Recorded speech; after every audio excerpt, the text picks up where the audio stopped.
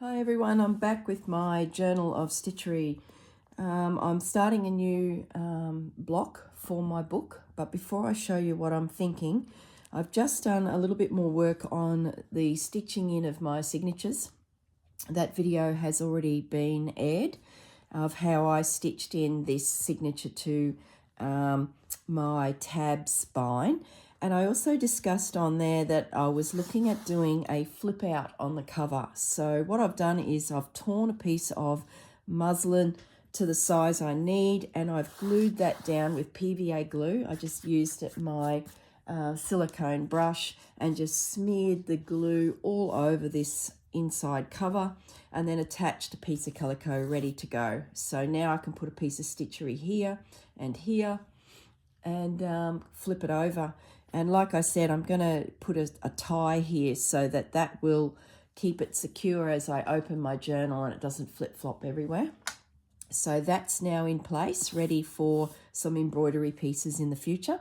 My signature, as you know, is already stitched in, and I did go ahead and stitch in this signature. Even though I've only done the one piece for it, I decided just to put it in, and I think I was just being annoyed that every time I picked the project up, things were flipping and flopping everywhere, and I was like, well, what if I forget that I was going to do this step and that step? So I just stitched it in. It might be difficult then to attach a new piece of embroidery, but I don't think so. I think I'll be able to still lay it on there and slip stitch around and attach as I go.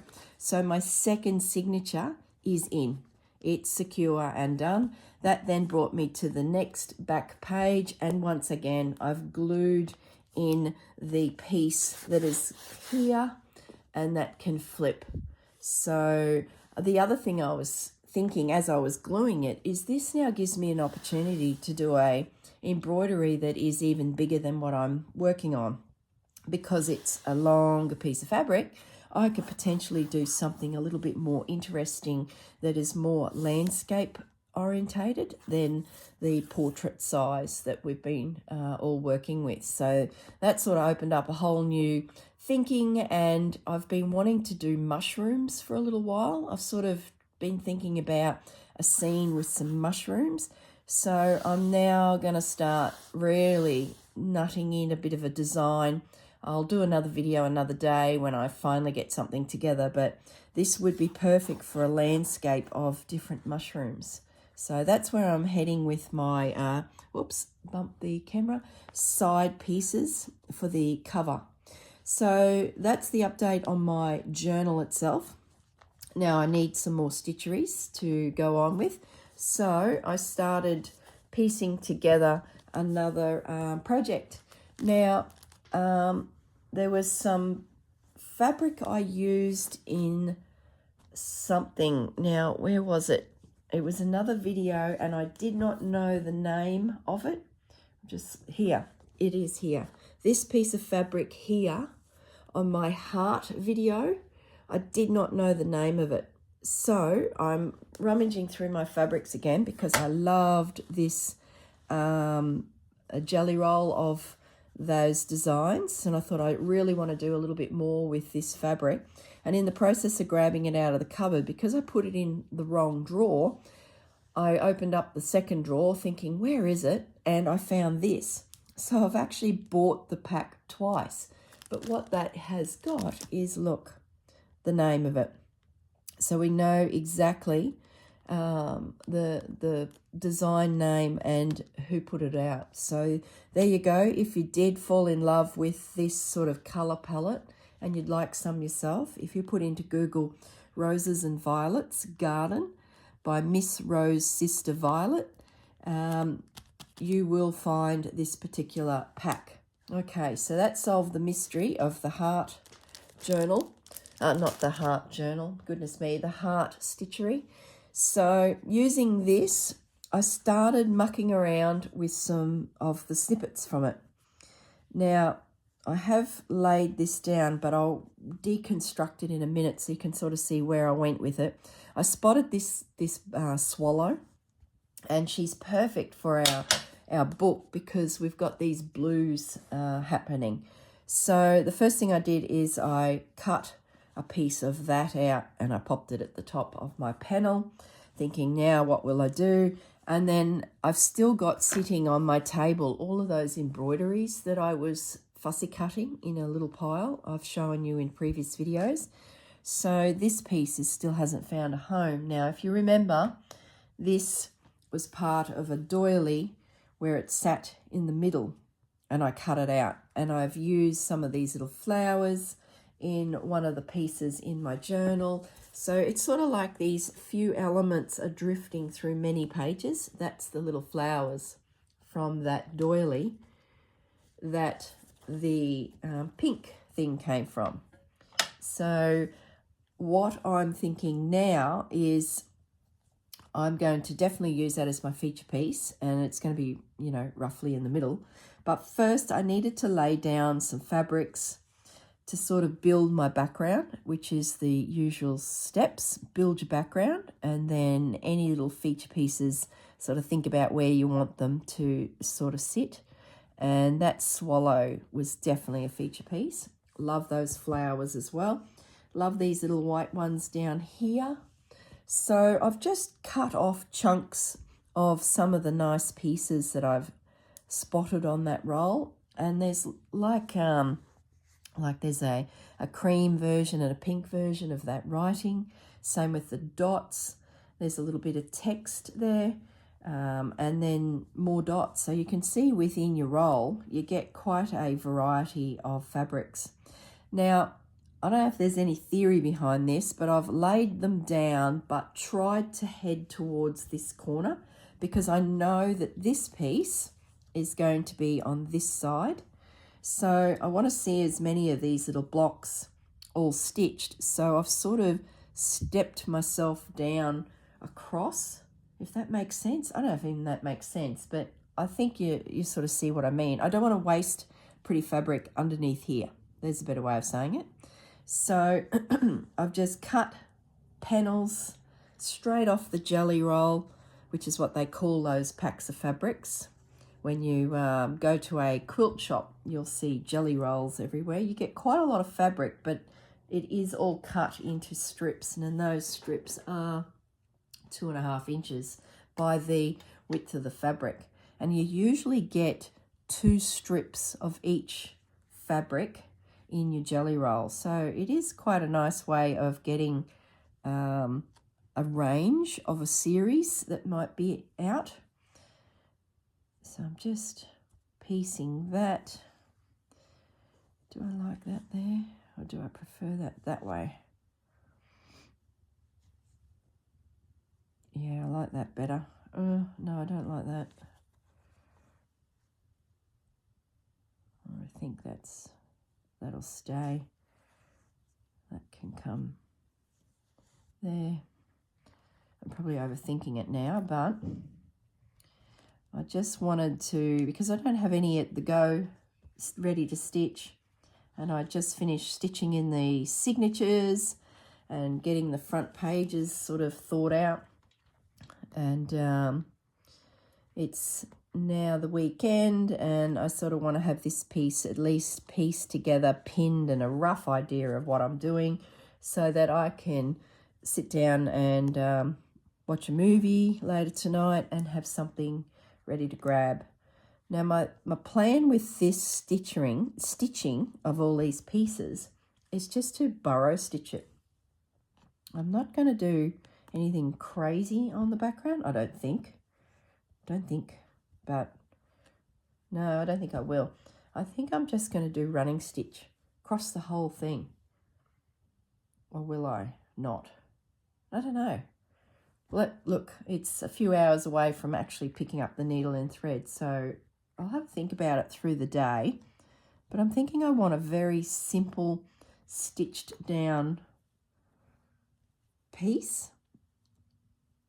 But maybe that's a bit boring. Maybe I've got to highlight some of these pieces just by going around them. Then there I could do some seed stitch. I don't know. Who knows? Who knows? Don't want to overthink it. I'll just wait till I sit down in front of the movie and see what takes my fancy. So at least my background is in position, and I can sort of start thinking about how I'm going to decoratively stitch down that piece. And I've got this gorgeous little embroidery that I'm dying to find a home for, and I think it matches beautifully with those colours. And I've still got some little elements of this guy left. I had even thought of bringing in a few of my little doilies, but we'll see. We'll see what stitching I sort of do in the background and whether it needs that. I don't know. Who knows?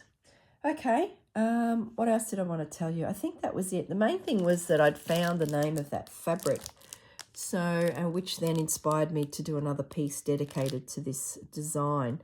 And then I spotted the swallow, and away it went from there. It's just such a pretty little bird, and it all matches with the blending of this particular journal, which is appearing to be very pastel-y and scrappy. So really happy with the way this one's coming together. So I'm guessing that this piece will probably end up on the back of this page. Let me just move things out of the way. Get my piece, it's all pinned now. And it will sit in there. How pretty is that? Love it. Gee, it's going to be odd to move on to Christmas, or I'm probably already thinking, you know, reds and greens and things coming from this pastel world, but that'll be fun too. Okay, everyone, I'll stop the video here. I'm going to rejoin in with a little bit more progress on this piece, so you'll see the whole thing completed. So I'll be back in a second for you, but it's probably a couple days for me. Okay, everyone, see you very soon. Bye. Hello, everyone. Okay, I'm back, and I've finished my panel, the swallow. I did the background stitching. Instead of invisible stitching down all of the strips of fabric that I laid down, I just went straight into running stitch, and I just used a very fine crochet cotton that I've picked up somewhere in my travels, most likely in, it's a 60, Coats 60. It says it's white, but it's very cream now. It was in a op shop in a bag of mixed cottons, so I decided I'd pull that out and use a little bit of that. So nice and antique. The running stitch, because I had laid all those strips of fabric down, I focused on making sure they were secure first. So, for example, there's a pink piece in behind here. So I started my stitches so that that edge plus a couple extra rows would secure it. Then I did the same for the writing piece. Then wherever there basically was a raw edge, that dictated where I went across. And if I did go across, I did 3 or 4, sometimes 5 rows. And that not only secured that little piece, plus added a few extra decorative pieces of stitching in. So I'll just bring that up to the camera, and you can see across the swallow that swallow line of stitching caught the pink fabric that's just above that leaf, if that makes sense. Then once I knew everything was secure, I then just focused on the writing and just went backwards and forwards. And as I said, I was doing this in front of a movie, so I didn't want to have to think too much about this because I was trying to concentrate on the film. So that was perfect, this running stitch. It was just cut a piece of string, cotton off, and away I went. So it was a really good project in front of a film. I then secured my motif in place, so that's finally found a home, and I'm really happy with it. I also had on my desk, in amongst my doily pile of my little bits and pieces of doilies, this piece. Now my plan has always been with these when I come across them, because they're off a handkerchief. So if you picture a square or rectangle, no, I think a square handkerchief, the corner has this decorative piece of lace attached. Are pretty popular back in the late 70s, early 80s, and often sets of 3 were given as a gift. So I'm picking these up sort of everywhere in op shops, plus in cupboards within my family. So they sort of were a bit of a trend. Some of them I've tea dyed, and then I cut them all up and use these really interesting little pieces throughout my work. But this one, I hadn't yet got to that stage. I had used the lace from the side of it, and that's the lace there on a sewing basket project that I did in another couple videos a month ago. And I had this piece of lace kicking around that come from this handkerchief. So I sort of thought, well, I want to get rid of them. They're in my stash rolling around. And that same sewing basket project, there was a second handkerchief that had tatting, hand-done tatting on the edge of this little hanky. So these elements were sitting around. I had 3 pieces of the tatting, 1 piece of that corner, and then this little triangle. So that sort of started to be my lace element. I then went and pulled out a scrappy butterfly from my little box of scrappy pieces. There's hearts in there and dragonflies and butterflies and all sorts of things. If you want to know how I made those, there's some videos dedicated to the whole scrappy series. And then I sort of started framing it with these pieces. And then this I slid in under the motif to make it look like it was like a bunch of flowers wrapped in a, what would you say, tissue paper, like a bouquet. And it sort of made me feel like the flowers were bouqueted by putting it at that angle. And then in amongst it all, I think I mentioned in a previous video that we've actually got COVID at the moment. So we're on the last legs of it and feeling a lot better. My voice is at least starting to sound a little normal. Well, my friends popped over to give us a bunch of chocolates, and it was literally a bouquet in a box with all Ferrero Rocher chocolates right through it. And each chocolate was wrapped in cellophane. Actually, look, I still have one left. Each chocolate was wrapped in cellophane with a little bit of this tulle, and then they were sitting in a bouquet. So it's funny how this piece actually came together, because I was working on this whole bouquet idea. Then literally a bouquet of chocolates turned up at the front door. They're the best friends, I tell you. My husband got chocolate bullets. Licorice chocolate bullets. He loves those. So there's a packet of those and this bouquet at the front door and a tap on the window. And we were sitting watching a movie and turn around and here they are going, "Don't come out, you're infected, here's some chocolate." So end up having a chat at some distance. They were at the front gate and we were at the front door. And yeah, these little chocolates were quickly consumed, as you can imagine. Nice little treat. Well, around the chocolates is this little bit of tulle. So I ended up adding some tulle from the chocolates to the piece. And I just thought because it was actually starting to be stitched into the book when she arrived, I sort of have missed the opportunity to stitch it in easily. But I've been working on some spots where I can just push the piece in under. I need a better needle of tulle in under the flower. And I really like the fact that when I see this little element, it's going to make me think of the time that we're in isolation dealing with the COVID, and my friends popped over with some chocolates for us. So these little pieces of tulle are now, as I slowly ease that under there, these little pieces of, I don't even think it's tulle, I think it's organza. Just bear with me, I'm slowly forcing gently this piece. I could probably cut a little stitch there because it's all stitched down, but there is a gap. Yep, we got it. So there you go. 2 little pieces of tulle or organza. It's not tulle. I'm going to stop saying tulle. It's organza from our chocolates, and now part of the slow stitch. They probably don't show up real well, but I'll bring it up to the camera. See that? So they're just tucked in underneath that floral motif to give it a little bit of dimension. I love it. I love how this slow stitch is elements from everywhere. Like the last thing I would have thought of is this particular fabric to make this look like a bunch of flowers and and it's only come to be because of literally a bunch of chocolates.